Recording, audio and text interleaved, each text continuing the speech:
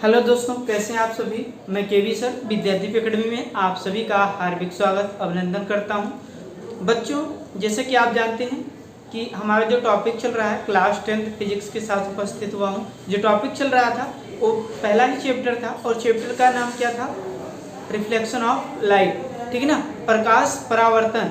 ठीक है ना, उसके ऑलरेडी 3 पार्ट हमारे यूट्यूब चैनल पर पढ़ चुके हैं। जो भी हमारी बच्चा पार्टी न देखे उसको एक बार जाकर अवश्य देखिए। ठीक है ना, प्रकाश किसे कहते हैं, प्रकाश परावर्तन का नियम, ठीक, ये सारी चीज़ें पढ़ चुकी हैं, प्रकाश के गुण। और इसके बाद हमने दर्पण संबंधित परिभाषाएं, हमारा लास्ट वीडियो था, तो दर्पण संबंधित परिभाषाएं हमारी पूरी नहीं हुई थी। ठीक है ना, हम एक बार आपको रिकॉल करते हैं कि किसी भी दर्पण में कौन कौन से परिभाषाएं पढ़नी है। तो मान लीजिए कोई दर्पण है, ठीक है ना, क्या है ये दर्पण है। अगर बाहर का भाग क्लई किया हुआ है तो कैसा दर्पण है, आप कहेंगे अवतल दर्पण है। इस दर्पण की जो बीचों बीच का बिंदु होता है वही क्या कहलाता है, पोल, पी से प्रदर्शित करते हैं, मिरर ऑफ पोल, या दर्पण का ध्रुव कहते हैं। और इस पी बिंदु से पोल से बीचों बीच से होकर जो रेखा जाती है इसको क्या बोलते हैं बच्चा पार्टी, मुख्य अक्ष बोलते हैं, प्रिंसिपल रेखा लाइन, क्या बोलते हैं, प्रिंसिपल लाइन। अब देखिए, इस दर्पण के द्वारक M1 और M2, किसी भी दर्पण की जो त्रिज्याएं होती हैं वही जो उसकी परिधि की वो होती है लंबाई। जिस मान लीजिए यहाँ M1 है और M2, M1 M2 क्या हो जाएंगे, दर्पण के द्वारक हो जाएंगे। अब बात करते हैं दर्पण की क्या, वक्रता केंद्र, किसकी बात करते हैं, वक्रता केंद्र। तो आप जानते हैं कि गोलीय दर्पण कैसे होते हैं, गोलाकार। तो किसी खोखले गोले का जो वास्तविक केंद्र होता है वही क्या कहलाता है, वक्रता केंद्र कहलाता है। मान लीजिए गोला हमने डिसाइड कर दिया, पूरा बना दिया, और इसका केंद्र ये यहीं पर है, ठीक है ना, यही क्या कहलाएगा, वक्रता केंद्र। इसे सी से प्रदर्शित करते हैं। ये सब हम पिछले वीडियो में पढ़ चुके हैं, यहाँ पर रिकॉल कर रहे हैं जिससे चीजें आपको क्या हो सके और बेहतर तरीके से हो सके। वक्रता केंद्र और ध्रुव के बीच की दूरी को वक्रता त्रिज्या कहते हैं, इसे आर से प्रदर्शित करते हैं। इतना हमारा नेक्स्ट पार्ट में हो चुका था। आगे का जो पार्ट है, ठीक है ना, आगे बढ़ाते हैं दर्पण के द्वारक। देखिए, हमने सबसे पहले हेडिंग पढ़ा था दर्पण के ध्रुव। तो हमने बताया कि दर्पण के बीचों बीच की जो बिंदु होती है उसी को क्या कहते हैं, मिरर ऑफ पोल, दर्पण का ध्रुव कहते हैं। ठीक है ना, उस ध्रुव से जो पृथ्वी के समांतर रेखा जाती है उसे क्या कहते हैं, मुख्य अक्ष कहते हैं, प्रिंसिपल लाइन कहते हैं। क्या कहते हैं, प्रिंसिपल लाइन कहते हैं। ठीक है ना, किसी और दर्पण का द्वारक तुमने बताया जो उसकी त्रिज्या होती है वो क्या होते हैं, परिधि जो होते हैं। M1 M2 ये क्या है, दर्पण के द्वारक है। ठीक है ना, अब आगे आया दर्पण का वक्रता केंद्र। ठीक है ना, दर्पण का वक्रता केंद्र।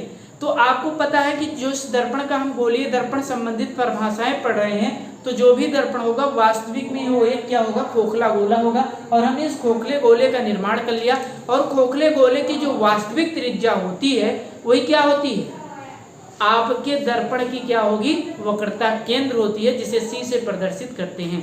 वक्रता केंद्र तथा ध्रुव के बीच की दूरी को क्या कहते हैं, वक्रता केंद्र तथा ध्रुव के बीच की दूरी को क्या कहते हैं, वक्रता त्रिज्या कहते हैं। आगे हम बढ़ते हैं, आज किस पर डिस्कस करेंगे, फोकस दूरी।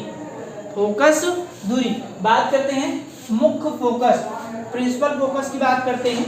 मुख्य फोकस किसे कहते हैं, इसको देखते हैं दर्पण के मुख्य अक्ष के समांतर आने वाली, दर्पण के मुख्य अक्ष के समांतर आने वाली, ठीक है ना, आने वाली प्रकाश की किरणें दर्पण से परावर्तन के बाद मुख्य अक्ष के जिस बिंदु पर मिलती हैं या मिलती हुई प्रतीत होती हैं उसे क्या कहते हैं, मुख्य फोकस कहते हैं।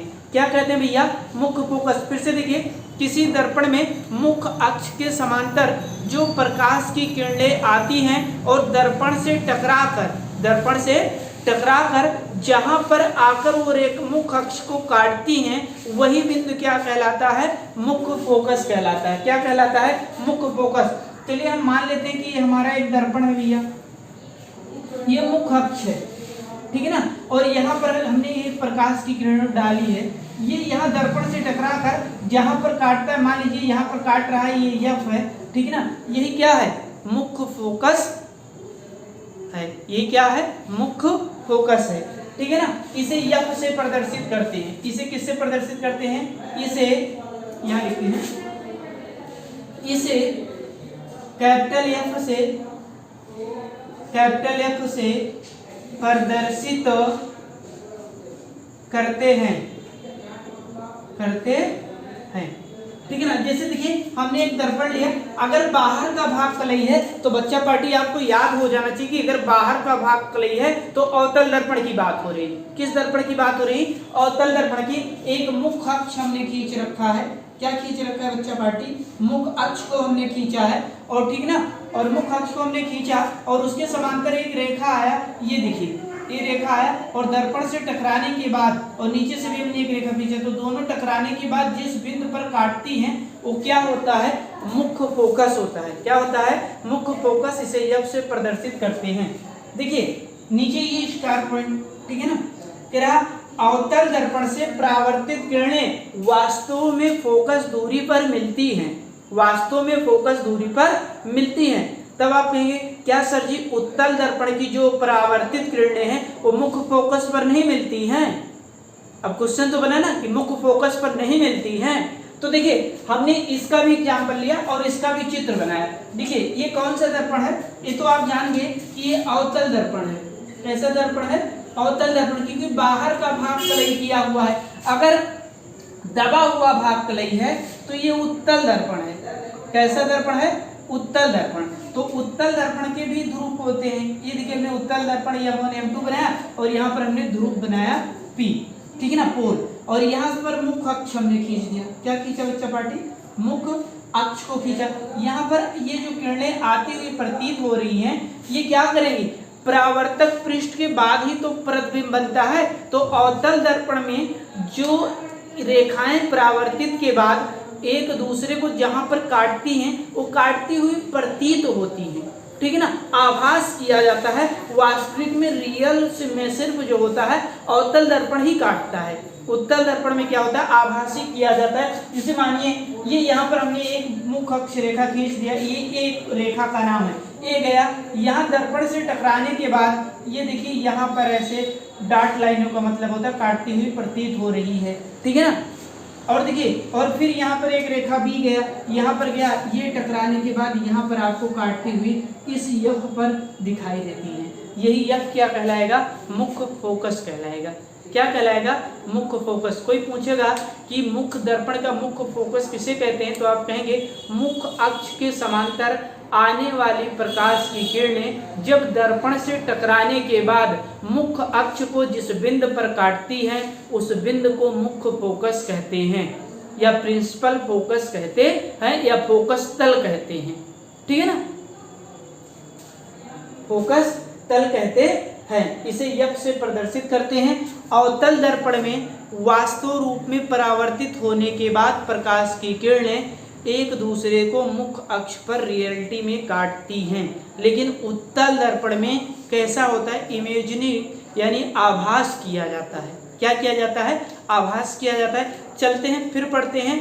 क्या पढ़ते हैं? फोकस दूरी किसे कहते हैं। और फोकस दूरी पढ़ लेंगे तो दर्पण संबंधित सारी परिभाषाएं क्लियर हो जाएंगी। 4 उसमें पढ़े थे, 2 इसमें पढ़ेंगे, 6, ठीक है ना।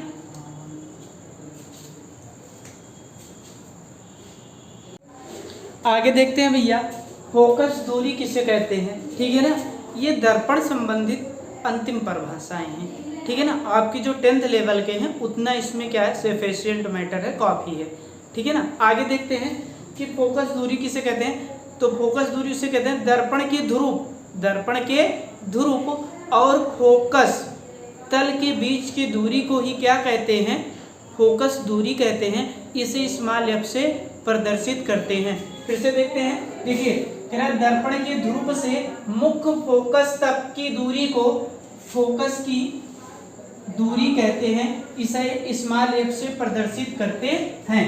देखिए अभी हम देखते हैं, ये एक दर्पण है, ठीक है ना। क्या है? दर्पण। कैसा दर्पण है? बाहर का भाग कलई किया हुआ है तो अवतल दर्पण है, ठीक है ना।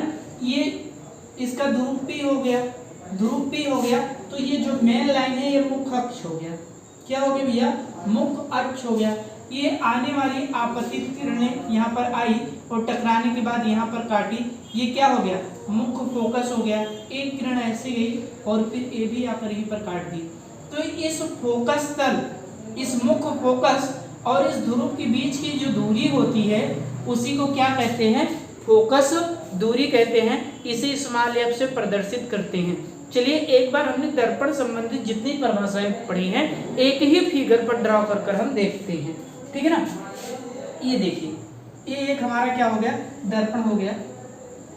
ये M1 M2 ये क्या है, दर्पण के द्वारक हैं। अब तक तो आपको याद होना चाहिए, अगर आप फर्स्ट पार्ट इसके देखें दर्पण संबंधित परिभाषाएं और सेकेंड पार्ट दोनों, ठीक है ना।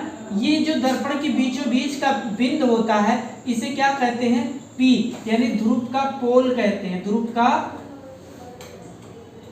ध्रुव कहते हैं, दर्पण का क्या कहते हैं, ध्रुव कहते हैं, मिरर ऑफ पोल, ठीक है ना। तो लिखेंगे, अब देखिए पहली हेडिंग तो ये कि दर्पण का ध्रुव किसे कहते हैं, ठीक है ना। गोलीय दर्पण संबंधित अगर परिभाषाएं पढ़ेंगे तो पहला ही है, तो लिखेंगे दर्पण के बीचों बीच में जो बिंदु होता है उसे दर्पण का क्या बोलते हैं, ध्रुव बोलते हैं। दर्पण का ध्रुव बोलते हैं, ठीक है ना। अब देखिए दर्पण के ध्रुव से होकर जाने वाली रेखा को, दर्पण के ध्रुव से होकर जाने वाली रेखा को मुख्य अक्ष कहते हैं। क्या कहते हैं, मुख्य अक्ष या प्रिंसिपल लाइन बोलते हैं, ठीक है ना। एक्सेस बोलते हैं, प्रिंसिपल एक्सेस बोल सकते हैं, कोई दिक्कत नहीं है। उसके बाद देखिए अब दूसरा आता है दर्पण के द्वारक, क्या आते हैं, तीसरा। देखिए पहले हमने पढ़ा दर्पण के ध्रुव, फिर मुख्य अक्ष, अब दर्पण के द्वारक, ठीक है ना। किसी भी दर्पण की जो परिधि होती है, जैसे M1 और M2 के बीच की जो ये लंबाई है, ये क्या है, दर्पण का द्वारक है, ठीक है ना। अब बात आता है वक्रता केंद्र की, किसकी, तो इस दर्पण को अगर हम पूरा करेंगे तो जो हमारा गोलीय दर्पण संबंधित हम जैसे जो परिभाषाएं पढ़ रहे हैं, जब इस दर्पण को हम पूरा करेंगे गोलीय दर्पण को, तो गोलीय दर्पण की कोई ना कोई वास्तविक केंद्र होगा खोखले गोले का, और जो खोखले गोले का वास्तविक केंद्र होता है वही उस दर्पण का वक्रता केंद्र कहलाता है, जिसे C से प्रदर्शित करते हैं, ठीक है ना। वक्रता केंद्र आ गया। अब 5वें नंबर पर आता है वक्रता त्रिज्या। तो वक्रता केंद्र और ध्रुव के बीच को दूरी को वक्रता त्रिज्या कहते हैं, जिसे इस कैपिटल R से प्रदर्शित करते हैं। उसके बाद आ गया फोकस तल। क्या आ गया, फोकस तल। तो हमने लिखा कि मुख्य अक्ष के समांतर, मुख्य अक्ष के समांतर जो किरणें आती हैं और दर्पण से टकराती है, यहाँ पर टकराया और टकराने के बाद मुख्य अक्ष को जिस पॉइंट पर काटते हैं, जिस बिंदु पर, वो बिंदु मान लीजिए नीचे भी एक रेखा आ गया, ये A हो गया आने वाली किरण, और ये क्या हो गई B, और A भी टकरा कर दोनों रेखाएं एक दूसरे को जहां पर काटती हैं उसको मुख्य फोकस कहते हैं। क्या कहते हैं, मुख्य फोकस कहते हैं। और मुख्य फोकस और ध्रुव के बीच की दूरी को, मुख्य फोकस और ध्रुव के बीच की दूरी को क्या कहते हैं, फोकस दूरी कहते हैं। क्या कहते हैं भैया, फोकस दूरी।